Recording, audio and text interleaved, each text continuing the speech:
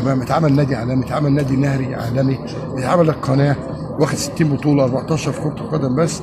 تمام، روح اتفرج على النادي دلوقتي. الناس حابينك يا سياده المستشار. الناس يا باشا حد يشيل رخام ويركب انترلوك.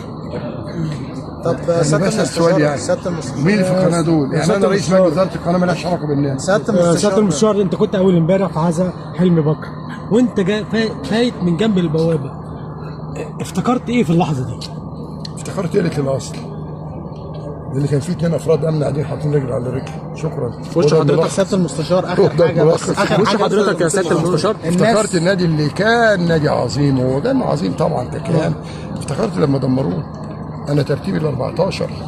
طب بعد اذنك، يعني انت صعب عليك ان فرد امن حط رجل فردين امن؟ لا، اللي سبق عليها اكتر، اللي سبق عليها اكتر الضرب اللي بيحصل للاعضاء جوه. عندك مروه انضربت ومش عارف مين انضرب، الصحفيين انضربوا ساعه التنظيم، بنضربوا والصحفيين بنضربوا تاني.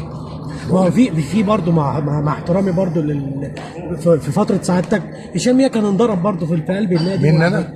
لا، ما مش منك كده، كان في وجودك. لا يا باشا، اتحدى تاني هشام يحيى كان موجود هو وسحر شعراوي ومراته. يا باشا سحر قالت له اللي انت بتعمله ده غلط، والفلوس وقعت من جيبك تشيلها، بلاش مرتضى منصور لان ده اللي كرم والدك. واللي انت بتقول كل شويه منع والدتي من الدخول، كله ده كلام. وان والدته مات بعديها، على فكره قبل والدته مجنون ب5 ايام بعت لي اكله حمام ومحشي ما شاء الله.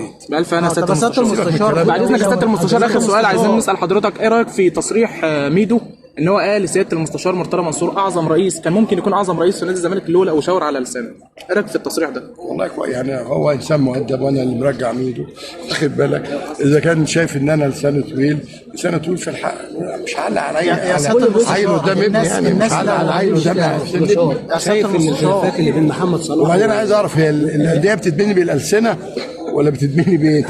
يعني انا واخد ناس 60 بطوله، تمام؟ ايه علاقه اللسان بيهم؟ يا معلم طبعا شايف ان صح بدايه الخلافات بين محمد صلاح والجهاز الفني الجديد للمنتخب، شايف ان ده صح يعني يبدا من احنا اللي عاملين البتاع. بس عايز اقول لك حاجه دلوقتي، عماد انت كنت موجود، عماد متعب كان جوه، بص وحضان محمد الجرحي الاكتر بالنادي الاهلي كويسه جدا. لا محمد الجرحي بص وحضان مش كده دلوقتي. سياده المستشار حضرتك كل بيشهد بحضرتك على الموقف اللي عملته، الموقف النبيل اللي عملته مع ابراهيم شيكا.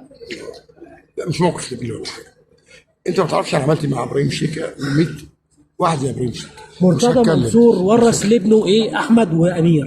الاحترام والادب، وانت بتشوفهم ناس محترمه مؤدبين. واللي بيقول لك ده عامل عزبه يا راجل اتفرج على نادي الزمالك دلوقتي يا سياده المستشار. هنشوف في يوم من الايام امير واحمد لا ده كان رئيس نادي الزمالك ولا طايقين اصلا يا سياده المستشار. لو الناس ازدادت الطلب ان الناس يا باشا اللي بيقول لك عليه العزبه وصاحب العزبه، انا 100 مره قلت انا متبرع ب 200 مليون جنيه والايصالات موجوده عندكم في الاداره الماليه، ما حدش رد عليا.